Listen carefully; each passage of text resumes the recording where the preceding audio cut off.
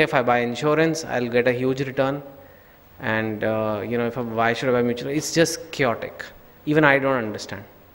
Although I've worked in finance for 11 years, I don't know what I'm buying. And therefore, when you don't know what you're buying, you're just like, FD kara le yaar, bas khatam hogi baat. Right? And that is something the industry needs to think about. What do they want to be? How much they want to promise? How they want to communicate? And I think that's the other thing. All that I'll discuss in the question and answers. But I have to make a formal presentation. And I thought I'll make it on this.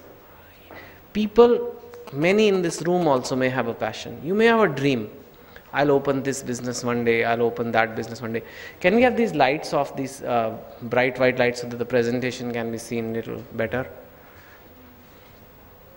You have a clicker? Mic? People can hear me, right? Yeah. I can move around then. It's okay. It looks little. Do you want me to move around? It's okay. It's okay. But how many of you will keep dreaming? And then some people will actually live it one day, right? And this presentation may apply to you or some of your customers. Because they all come to you, your office, anybody who saves. Nobody saves for saving's sake, right? Everybody saves for a dream. Everybody saves that maybe they'll buy something with it one day, or maybe they'll retire comfortably with it, or something like that. But how many people dream about a passion? Maybe 90%, right? And how many people live their passion? 1%, or even less. What is happening? Where is that arrow? What are the problems? And what are the issues that come? And that is what I'm going to talk to you about. Does it sound okay? It's okay? Yeah? It'll hold you off the alcohol for next few minutes. Yeah? Okay, good. But before I get into the hardcore passion of making a living, I will start with, because it's thoda serious ho raha hai. Everybody is looking very serious with all this, So, I'm going to talk to you about one passion I did, which was to get married.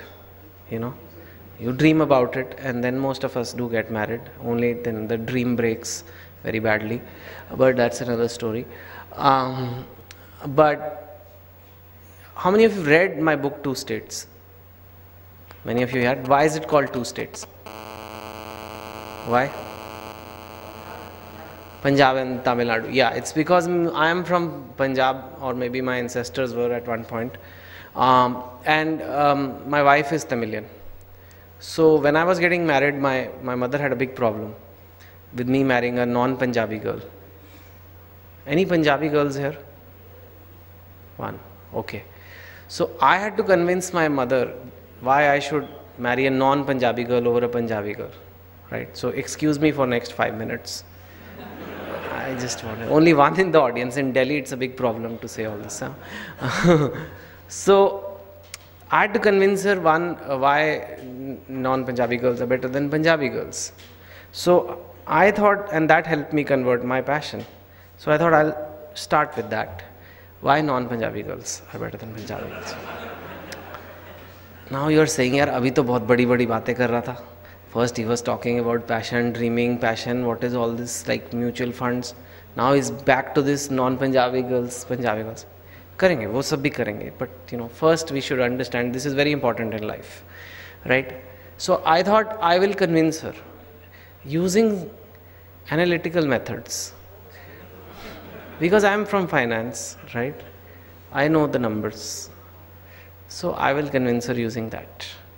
So let me share my findings with you. Maybe they'll be useful to you someday. Yeah? Who knows? This is the first graph.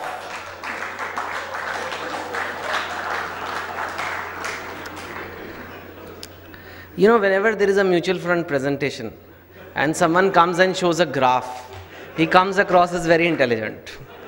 So I had to show a graph. And in India, the graph has to be growing. So I had this growing graph. हमारे पास यही वाला था. बाकी तो कुछ grow कर नहीं रहा आजकल. So, in Punjabis, the diet is very rich. On the day of the wedding, the weight is same. But after that, the lassi, paneer, all the butter chicken, all the dishes, some will be served later here. It leads to this. In the end, you see, that's the north-south gap people keep talking about.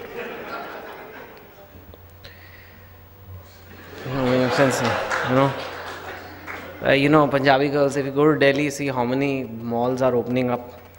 Everybody's shopping there. A new boy, it's difficult. I told my mother, it may be difficult. Books read, I'm an author. So, author likes wife who reads books. And Femina is not a book.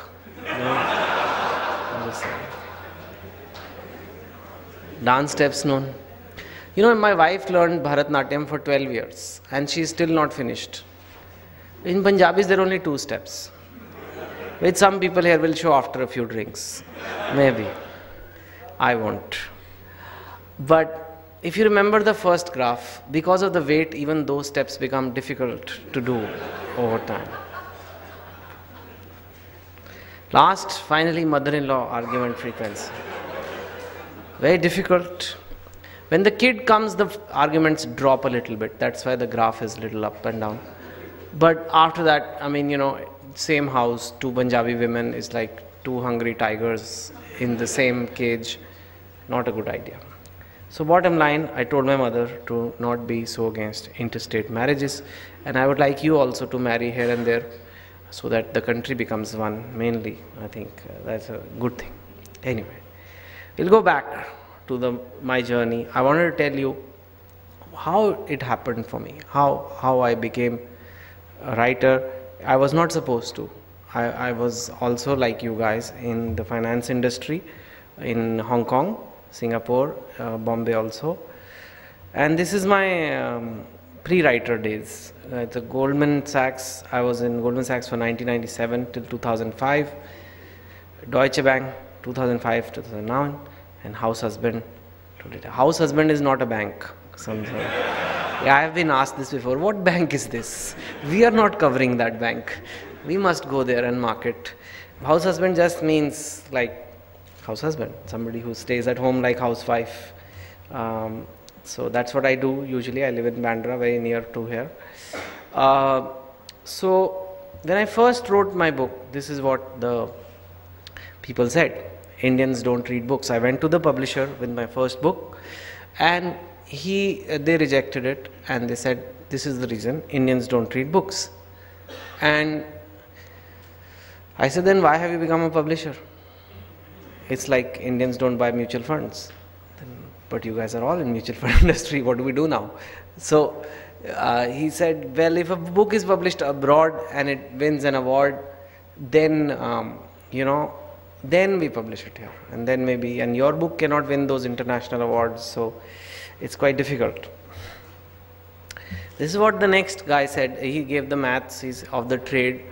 He said that if you sell minimum 1,000 copies, then we can publish a book, and 10,000 is bestseller, but we don't think yours will sell, so you can't do this. Third guy said this, I'm an engineer, so he said, you're a techie, why don't you write a textbook? But I've seen, in hostels how much people curse, the students curse the textbook writers. I didn't want to be remembered like that. And long story short, one by one, 9 different publishers said no, and it became a habit. It became a lifestyle for me almost to keep going to publishers, getting rejected. Each publisher takes 2-3 months, and it was just like obviously not very good phase of life, but this kept happening. And luckily I didn't give up, and I still feel that quality has helped me a lot of not giving up, because that has nothing to do with writing. If you think about it, you've written the book, but after you've been rejected 5 times to go to the 6th guy and then 7th guy, that's got nothing to do with writing. That's got something to do with the way your mental attitude is, and that applies in various fields. People who keep trying obviously do better eventually, right? It's obvious. And I had a job, I was working at that time, so I guess it was hurting, but not so bad. Finally, one publisher, Rupa & Company, that is still my publisher today, they said, okay, we'll give it a try, you know. And so they gave it a try. And this book, 5.1, which many may have heard of, read, released in May 2004, and sold more than 1 million copies, more like 1.2 or something. And then it's the 100 times the norm of a bestseller. And of course, the film adaptation, Three Idiots, broke many records, even created a little controversy on TV. So books, TV, films, I have entertained you everywhere. So, but what the hell happened? I didn't know, it's like suddenly what's happened. You are used to getting rejected, and then the industry benchmark is 1,000 to 10,000, and then you have 1 million. So obviously not just me, everybody was taken by surprise that what has happened here, and this is like my work since then. One night at a call center, which below the movie Hello was based on that, and then Three Mistakes of My Life, which is now being made into a film called Kai Poche, because it's on Gujarat, and that means when the kite is cut. And then Two States, which I spoke to you about, Three Idiots, and the last one was Revolution 2020, which Next has very kindly distributed to you guys. I have signed on the second page, so I'm just telling you, it's all been done by Next. Thank you very much. And I did all this, and it was nice. It was great actually, but after a while, I started feeling what else I can do, And after the third book, after Three Mistakes, is when I left my job, and we'll get into that little later. And then I wrote Two States and Revolution after that. And once I'd done 5, obviously it's great, but it's more of the same. You write a story and people say, okay, his books sell. So it's not like people will say you achieved anything new. If you go down, they'll say, oh, they don't sell so much. There's more downside than upside. And I said, what else I can do with my writing? So I said, okay, let me see if I can, I have entertained people with my writing, but can I change the people's thinking with my writing? Can I change? A lot of things are wrong in India, a lot of things are not done properly, whether it's administration, whether it's the division amongst people, lots of issues, all of you know of them. I thought, can I use my now reach, which had grown quite a bit, to actually make that change of thinking happen in the country, which writers can sometimes. It wasn't, again, it was a totally new challenge, because writing stories, love stories is one thing, movies is one thing, but coming on the editorial page is quite another. So I did it, and I write for Sunday Times. How many of you have seen my columns? A lot more of this audience has seen my columns, of course, than books. And it has had, of course, Times is the biggest English newspaper in the country, and Sunday Times and all is read very widely. So, these are some of the columns I've done. Some say they are quite bold, like on Commonwealth Games or on Lokpal or various things. But I do all kinds.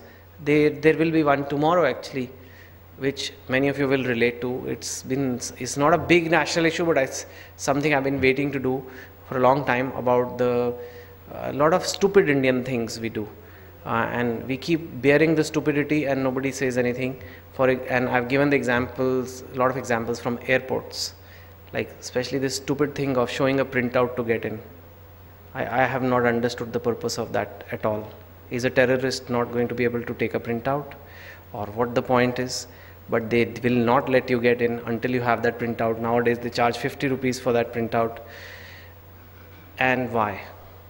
Like, nobody really knows why. It's just something they do, and many more such examples. You'll read it tomorrow. It's 5, 6 things that irritate me a lot, and how we need to smarten up our processes, and things that don't even create security, to it. I also write for Dainik Bhaskar, which is a big Hindi newspaper, and that was another challenge, to reach the Hindi audience. But unless you reach Hindi, you are not really going to make change happen, unless you reach the vernacular, not just Hindi. But this is one of the biggest Hindi newspapers with big readership, and here also I write. Then I also moved to talks, and it's the same thing in a way, right? Because when I write, it's my thoughts on paper, and when I speak, it's my thoughts in words. So fundamental source is the same, and you can call it the portfolio diversification or whatever, but it was another source. More than 150 I've done. These are, like, I would call this a corporate kind of talk, but I do a lot of educational institutions, government organizations. I've taken talks for the army, I've taken talks for political parties, I've taken talks for all sorts of very interesting organizations, which are trying to just, hear more on modern Indian thinking, modern what the youth is thinking, things like that. This is what my portfolio looks like. I measure my success in the number of Indians I have reached, and I want to reach them using my own way, by maintaining what I believe in.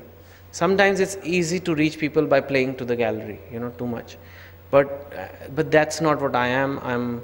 I'm very clear on what I stand for a lot of free market stuff, a lot of modern capitalism, because that's my background. I've seen Asian countries become rich using those methods. I've actually worked with governments. When I was in Goldman, I was a ratings advisor for Malaysia, Philippines. So I'm a big believer in that free market, well-run system, and that's something the ideology is also important, and the reach is also important, and that will slowly grow, hopefully. So there's books today, films, columns, talks, and social networks, and the internet. And we have estimated we reach around 4 to 5 crores, 40 to 50 million Indians. And, that's a big number. For 2004, nobody wanted to publish the book. And today it's this number. And you've probably never seen a Chetan Bhagat ad, because there is nothing. We don't advertise, pay and advertise, things like that. It's all word of mouth. And it's grown to this point. And this is a very educated group of Indians, and a lot of public opinion can be shaped through this. I wouldn't say this is something I can really shift too much, but I can shape public opinion. It's a substantial number of people. Of course, India is even bigger. But for example, recently I've tried to help out the IITs who are being given not a very good method, but a change in how they select students by a lot of class 12 marks weightage, and a lot of problems in that method. So the IITs contacted me. I studied, I saw that the IITs seemed right in this case, and I wrote articles on it, used the social networks to create a lot of awareness. And today IIT Delhi has rejected the government's method, IIT Kanpur has. So those it does give you a certain amount of change can happen.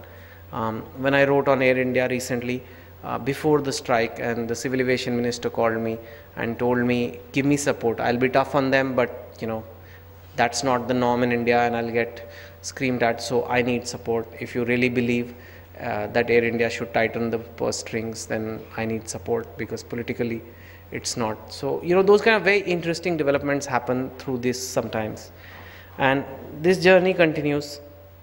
But coming back to this, how did I get here? All this is all very nice, very fun, very cool in some ways, but this could not have happened until I'd followed an approach to convert this dream into a reality, right? And this is something your customers, or maybe even for yourself, you want to think about. If there is something you have dreamt of, it can become some sort of reality, but there's an approach to it, there is a steps to it. It's not just by chance, it's not just like that. Of course, the extent of your success, that little bit luck is required, but something is possible. I call it the 5-step method, because any customer, like I said, these days who's investing, walks in, has a passion. Indians have discovered what a passion is. It was not something which was there 30, 40 years ago. They just wanted a job then. But today, the kind of class of customers that you are dealing with, they all have some passion. Now, first you have to identify that passion. Many people have a problem doing that. So that's the first step, of course. What is truly your passion? Second is identifying monetization opportunities. Third is financial security. Fourth is motivation, because it's not easy. Still, even if you follow the proper plan, it's not easy when you're trying something on your own. And then the post-switch, after you've switched, how do you deal with life after that? This is what I'll go through one by one on each step. Let's say identifying passion. You know, what is passion? It's one of those terms which is abused a lot. A lot of people say passion hona chahiye, ye hona chahiye, wo hona chahiye. किसी को पता नहीं है ठीक से होता क्या passion. Passion is actually a feeling. You know, it's a very strong feeling towards achieving a goal. The word feeling is important. It is an emotion actually. You know, like you feel jealousy, like you feel sadness, like you feel happiness, joy. All these are emotions. You know, it's like felt from within. It does something to you physiologically. Some bodily reaction happens when you feel that. You feel good, you know, when you're happy. You feel like something hurts physically when you're sad, right? Those are emotions, and they kind of trigger, you can't, they kind of happen on their own. It depends on what's going on. And passion is also that. But passion is the only emotion that is directed towards achieving a goal. So it's like something you will feel for to get something. It could be towards anything. It could even be towards money. It could be towards, helping people. It could be towards building a stamp collection. I don't know, whatever it is. Everybody has their own, you know. Everybody wants to do something in life. Politics, I don't know. But that feeling is there. Now, what happens is, a lot of times we set goals in life. And you remember to achieve them, but if you're passionate about them, you don't